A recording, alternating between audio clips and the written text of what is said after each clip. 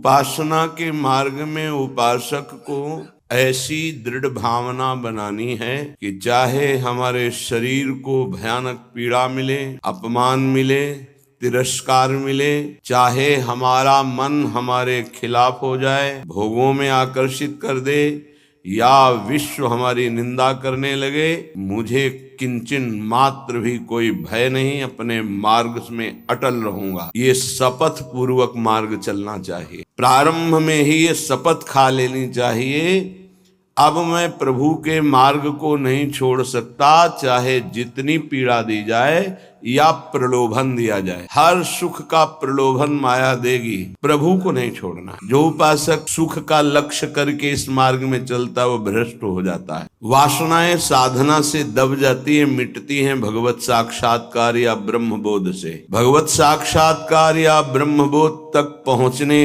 के लिए उपासक को बहुत ही स्वभाव में गंभीरता, सहनशीलता ये लानी ही होगी। अगर वो गंभीर स्वभाव का नहीं है, अपनी बातें दूसरों से बताएगा तो परमार्थ से वंचित हो जाएगा। अनुभव की बातें या अपनी कमी की बातें दोनों नहीं बतानी। इष्ट देव जान रहे हैं, गुरुदेव जान रहे। दूसरा कोई हमारे हृदय का परिवर्तन नहीं कर सकता। अगर हमारे हृदय का परिवर्तन कर सकता है तो हमारा आराध्य देव कर सकता है। आराध्य देव सर्वज्ञ है, इसलिए मुझे कहने की जरूरत नहीं। जो अनुभव हो रहा है उसे गुप्त रखो, क्योंकि वही अनुभव परमात्मा साक्षात्कार की मंजिल दृढ़ कर देगा। अगर अनुभव बताने लगे, परमार्थ में चलने की योग्यता खो दोगे। इस बात को धैर्य पूर्वक समझिए। चाहे जितना कष्ट हमें मिले, शारीरिक या मानसिक, हम प्रभु के मार्ग को अब छोड़ने वाले नहीं। ये शपथ खानी चाहिए। हम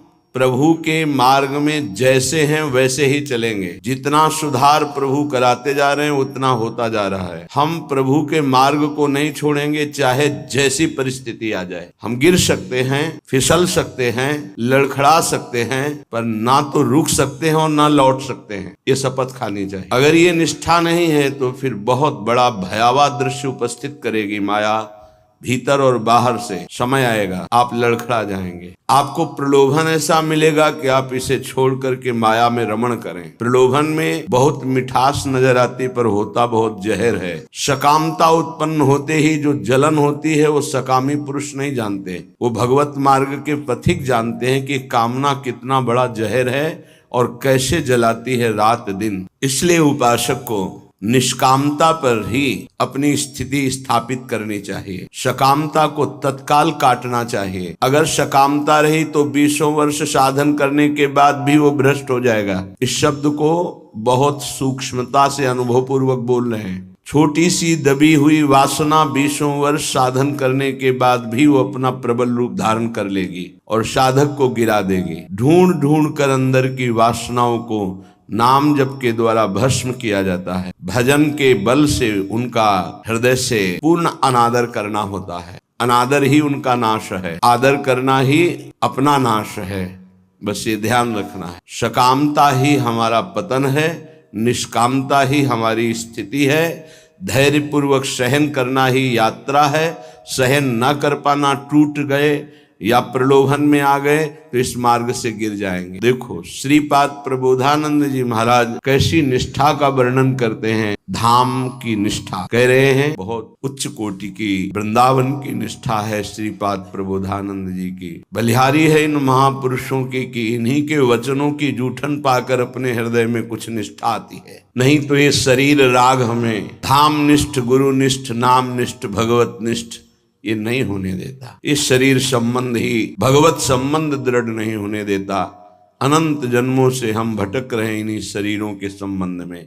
ये पत्नी, ये पुत्र, ये पिता, ये माता, ये रिश्ते, ये नाते, ये सामग्री, ये भोग, ये बैंक बैलेंस, इसी का आश्रय लेकर हम भगवान से विमुख हो चुके हैं। कैसी अद्भुत निष्ठा। यदि मेरे शरीर को पीड़ा पहुंचाई जाए वृंदावन में, अस्त्र शस्त्रों के द्वारा छेदन भेदन किया जाए, तो भी मैं कभी वृंदावन को नहीं छोड़ सकता। ये बात समझनी चाहिए। बहुत बड़ी उपलब्धि है, बहुत बड़ा सौभाग्य है यदि आपको यहाँ एक दिन भी वास करने को मिल मिल जाए। फिर जिनको आजीवन वास मिल गया है तो दुर्भाग्य है कि वो प्रिया प्रीतम का चिंतन नहीं करते हैं, सत्संग नहीं सुनते, श्री जी की लीलाओं का गायन चिंतन नहीं करते, व्यर्थ में समय नष्ट करते हैं। दिव्य कृपा हो गई वृंदावन वास की, पर उसका लाभ नहीं ले पा रहे। वृंदावन बसिकै इतनो बड़ो सयान, जुगल चरण के भजन बिन निमिष न दीजे जान। पलक झपकने के समय को निमिष कहते हैं। इतना भी समय प्रिया प्रीतम के भजन से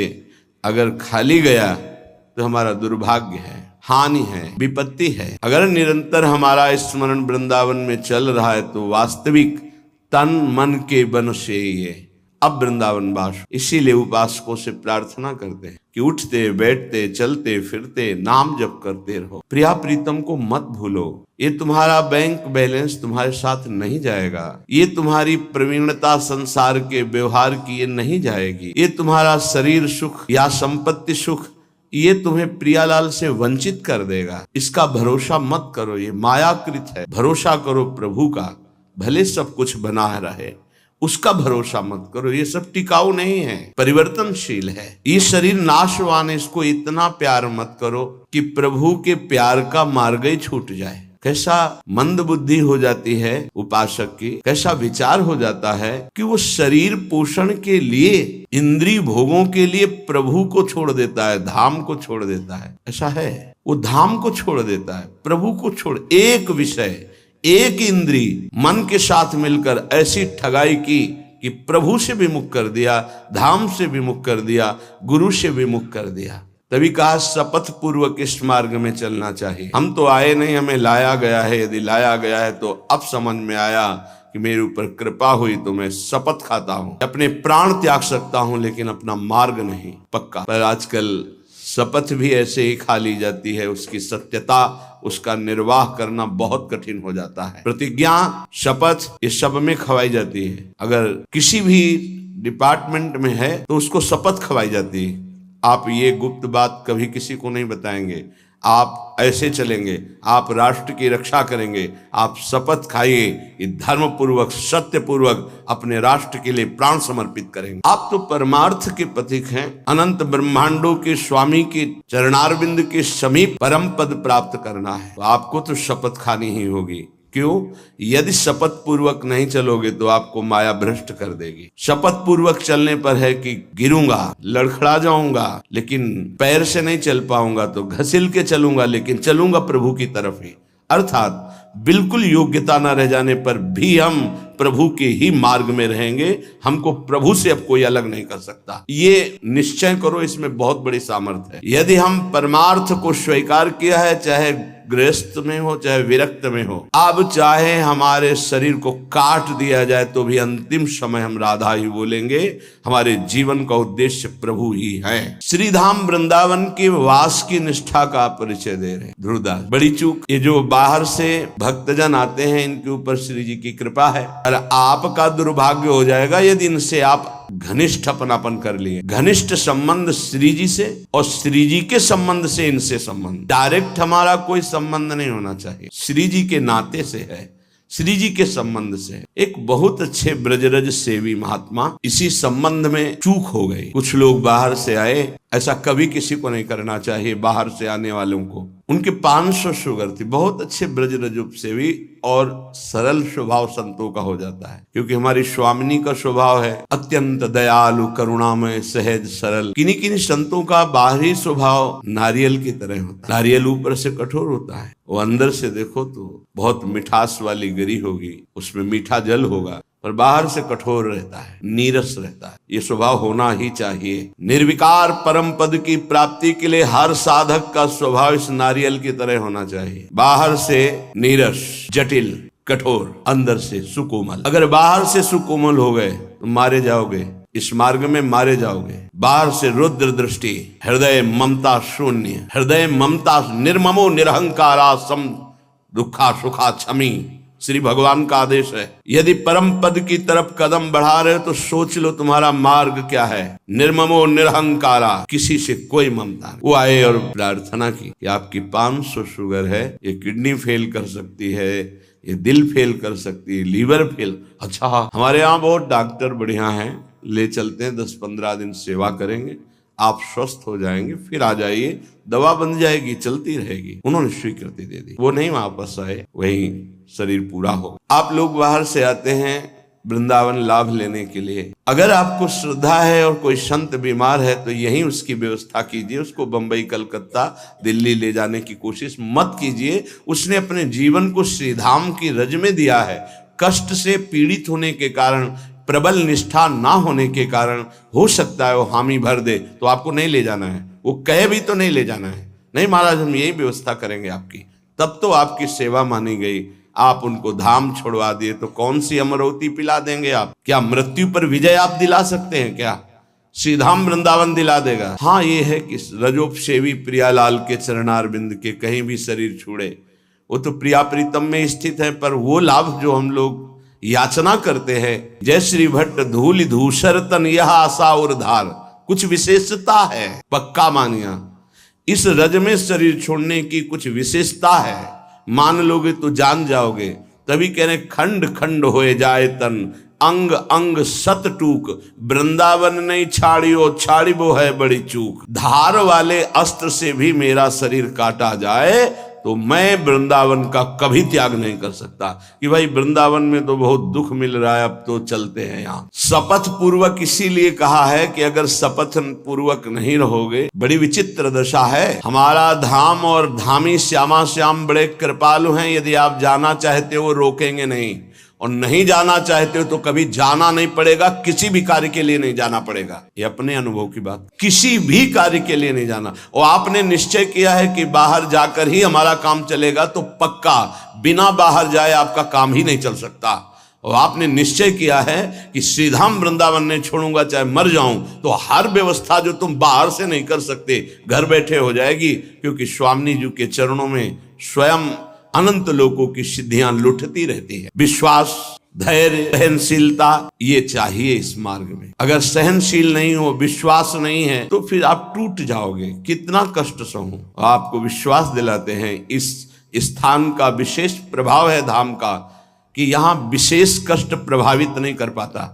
कलह कलेश न व्यापह ईठा ठौर विश्व ते न्यारी। यहाँ कष्ट भी आएगा तो बहुत सीमित रूप रख कर आएगा, वही बाहर जब आपके ऊपर प्रभाव डालेगा तो बड़ा भारी दुख होगा। प्रारब्ध भी आएगा तो शासित होकर आएगा प्रियाजू से, वो स्वतंत्र रूप से आक्रमण नहीं कर पाएगा, बाहर स्वतंत्र रूप से आक्रमण कर देगा। यदि घोर घोर विपत्तियां आकर हमको घेर ले तो भी हम वृंदावन नहीं छोड़ेंगे, ये शपथ पूर्वक रहना चाहिए। घोर विपत्ति आ जाए तो भी मैं अपनी निष्ठा से नहीं गिरूंगा, काट डाला जाऊं तो भी, घोर विपत्तियां दुख आ जाए तो भी मैं श्रीधाम वृंदावन को नहीं छोड़ने वाला। हाय हाय, श्रीपाद कह रहे हाय, जो वृंदावन का वास मिला और उसे छोड़ करके किसी भी लाभ के लिए बाहर जाते हैं तो हाय हाय। हरिराम व्यास जी ने एक पद में लिखा है, इतनी बड़ी कृपा हो गई और इसके बाद भी तुम वृंदावन का आश्रय वास का प्रभाव न जानने के कारण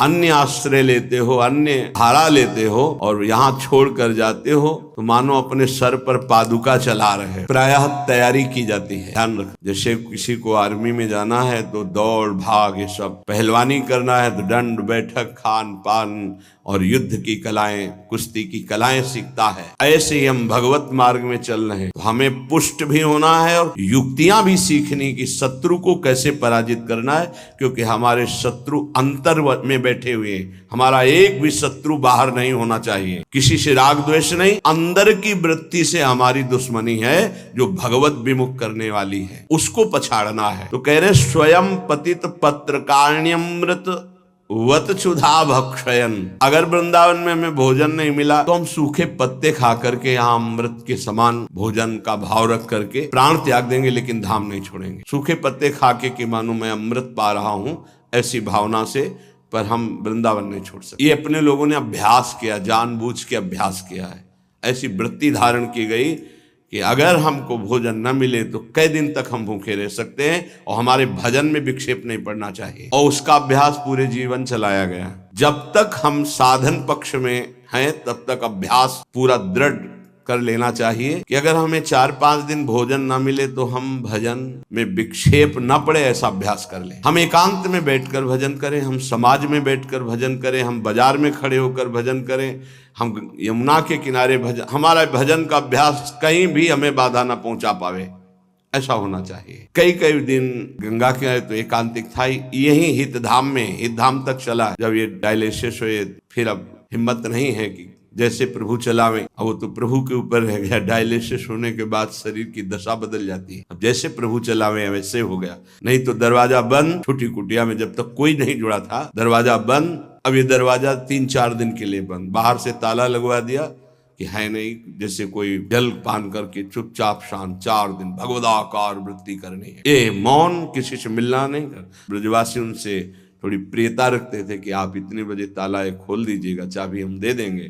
तो शौच स्नान कर लिया फिर अंदर हो। अपनी वृत्ति को भगवदाकार करना, सब उपस्थित होने पर भोग भी हमको अपनी तैयारी कर दी। ये थोड़ी कि रोज हमें भोजन मिल रहा है, रोज व्यवस्था हो रही, तो आप देखो आपको वो भजन नहीं हो रहा है जो हाय हाय वाला भजन होता है, भारी व्याकुलता वाला भजन होता है, कैसे भगवत प्राप्ति हो, चिल्ला चिल्ला के रोने का मन हो। वो इसलिए नहीं होता कि आप हर समय जब इंद्रियों के ही पोषण में लगे हुए हैं तो भगवदानंद की वृत्ति का पोषण कैसे होगा। उसके लिए तो थोड़ा तैयारी करनी पड़ती है, अभ्यास करना पड़ता है, जलना पड़ता है, भूखे रहना पड़ता है, कष्ट सहना पड़ता है।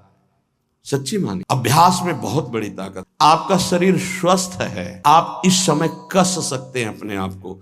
3 घंटे विश्राम, इसके बाद कुछ समय आसनों में, हर समय सेवा में, नींद को उड़ा दो, भोजन की एक सीमा रख लो, बातचीत के लिए मौन रह जाओ, उचित शरीर पोषण की व्यवस्था, बस नाम पर दृष्टि दो। जब वृत्ति भगवदाकार होती है और ये होता है अब भोजन पाने जाना है, तो ऐसा लगता है जैसे सजा दी जा रही हो।